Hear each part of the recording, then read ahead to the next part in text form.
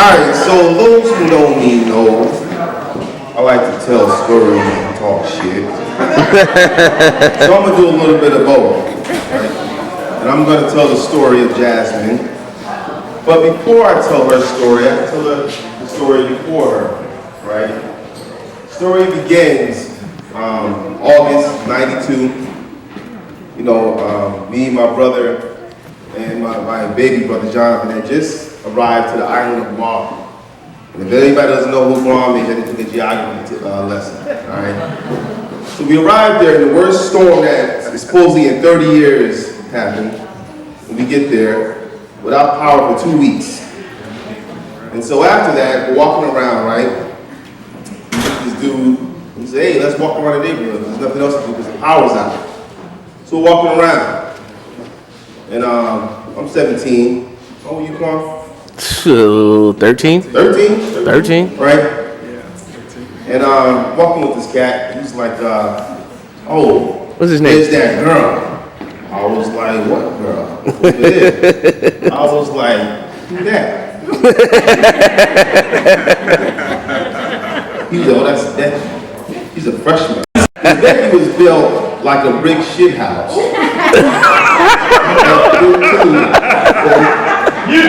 So I was like, I gotta meet this girl.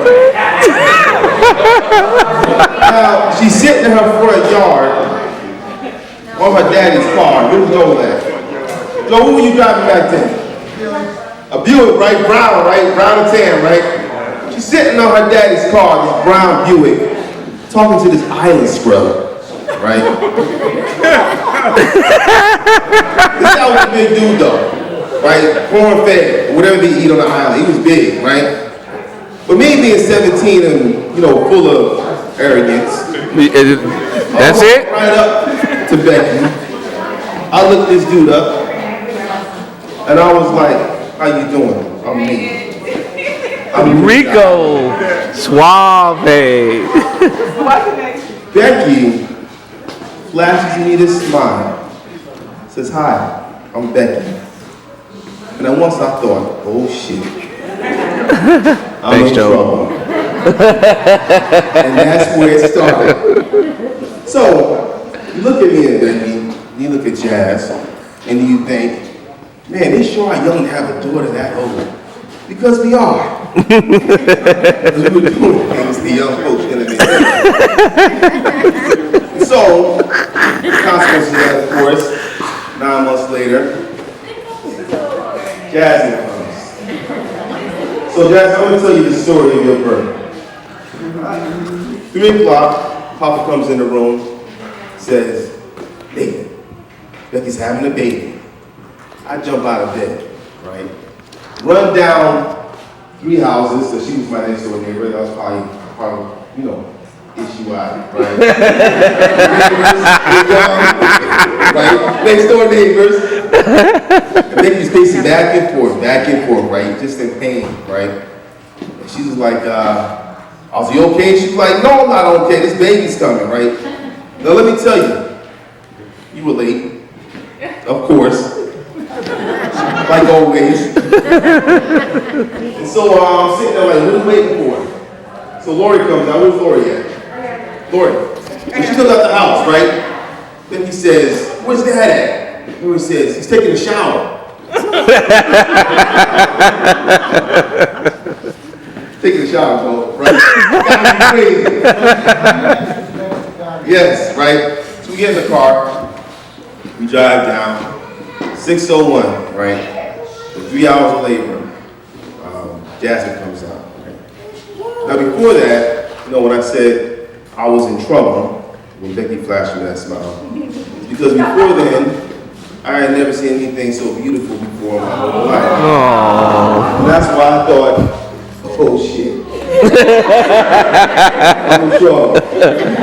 I'm in real big trouble. They say that when babies smile at you, they can't smile that young, right? Because it's just gas or whatever the case may be. But I remember holding Jasmine for the first time. This little tiny thing. She smiled at me. I remember thinking, oh shit. I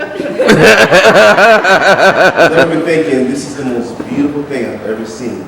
I remember thinking how madly I was in love with you at that moment, right? And I didn't even know you, how much I loved you. So we're gonna flash forward 18, 19 years, right? Through her life. We're here in New Jersey. Jazzy graduated from high school. She's working at McDonald's. Got her first job at McDonald's. I was so proud of that. I remember going to McDonald's. Remember that, Jazz, your first? I went up there. I videotaped her. She was so embarrassed. She was like, "Dad, stop." I did. I was like, hey. Please take my order. I was so proud. I had a picture right at McDonald's hat, that black and gray McDonald's shirt. I was so proud. But then I noticed Jasmine was acting funny. So, you know, I was like, that's what's up. And Becky, she a bloodhound. She was like, I see something. Bullshit. Something's going on. I was like, let's ask her. So we asked her. Jazz says, well, I got this guy that I really like, that I want to date. We have strict rules on dating. We don't believe in that. I absolutely don't believe in that. We believe that young men should court. Young men should court, and they should be gentlemen, and they should court girls, and all that other good stuff. You know, I was never like that, but we believe that. So I say, bring him over, because I want to talk to him, right? So where you at, Brian? Brian, where you at? Oh, there you go. There you go, Brian. I know the tape. So Brian comes over, right? Brian, you were our first conversation? Very well. And so me, being the man I am, right? Becky starts off, she's asking me a bunch of questions. Then I start in. What I ask you, Brian? What's your political affiliation? What's your religion? What's your parents' religion? What's your parents' political affiliation? Right? I think, Georgia, what are you, a Republican and Brian a Democrat or vice versa? Right, and I said, man, that must be an interesting conversation around the dinner table. So then they start their courtship, right? Some time goes by, and Ryan calls me, says, actually, I think he texted me, says, he said, Dave, I'd like to talk to you in private. I was like, all right, something's up. So me and Beck talked about it, she was like, something's up. And he says, I want to meet with you in your office. I was like, oh, here we go. Now, Brian, talking to Brian sometimes can be like, it's like a business conversation with this young man, right? So he comes over, he's got his backpack, his notebook. He pulls out graphs, Lego charts, all kinds of stuff. And he says, I'd like to ask your blessing for your daughter's hand. Ooh, it's heavy. And so me and Brian have what, about a 2-hour conversation, right? And then I tell him, I can't give you an answer yet, Brian. I just can't, right? Being an asshole I am, I can't give you a yes or no, right? The reason why, I was very upfront with him, right? It's because I remember the thing I whispered in Jasmine's ear, the same thing I whispered in all my daughter's ears today they were born. That I will always love you. I will always protect you. I will never let anything bad happen to you. And I told you, remember that? I can't just give you the crown jewel of my heart. I can't just give you the crown jewel of my heart without some thought, without some heavy thought. So Brian was like, he kind of left behind the dejected. I don't think that was the answer you wanted. Was it, right? Probably not. He was like, man. He's probably thinking, this dude's a dead, but.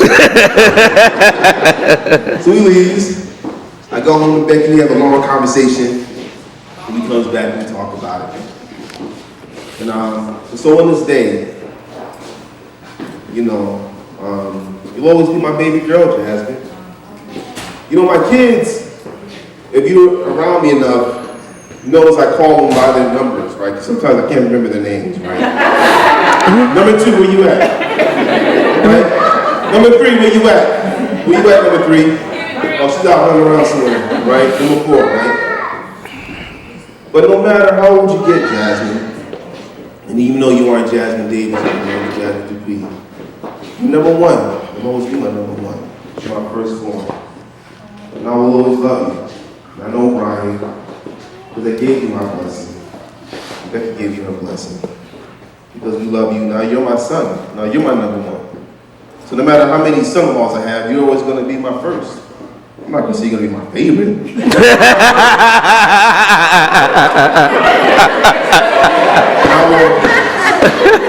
And I will love you as I love Jazz. And I will love you as my son. And I will love you like I love my other kids. You'll always be close to my heart. So let's go ahead and do this dance, baby.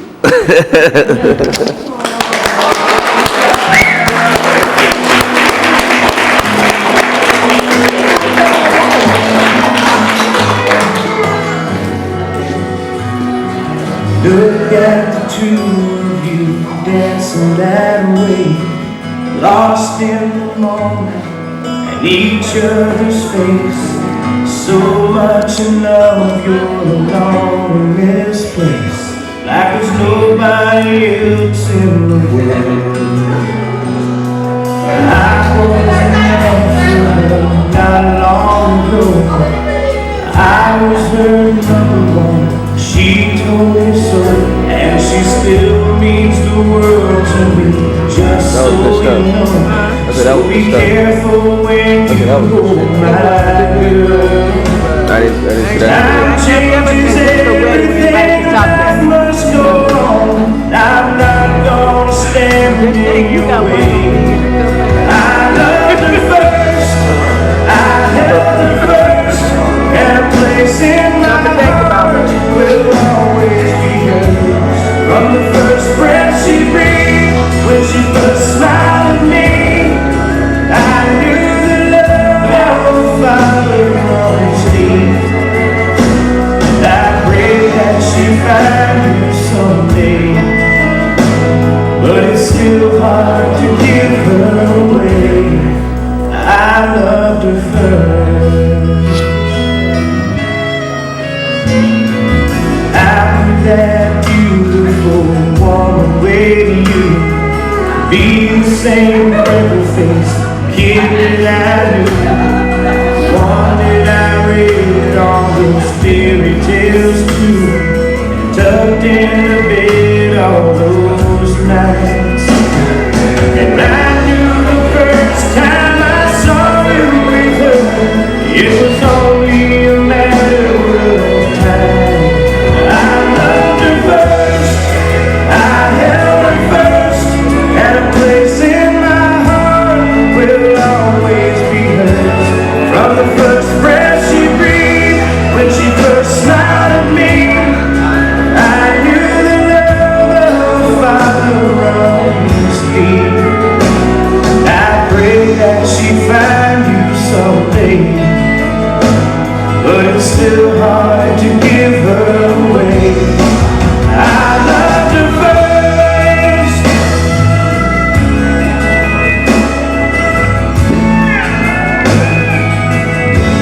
From the first breath she breathed, when she first smiled at me, I knew the love of a father always needs.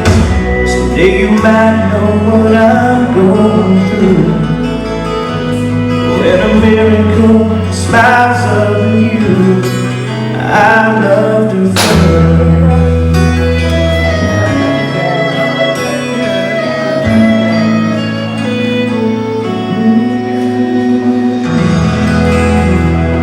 All right.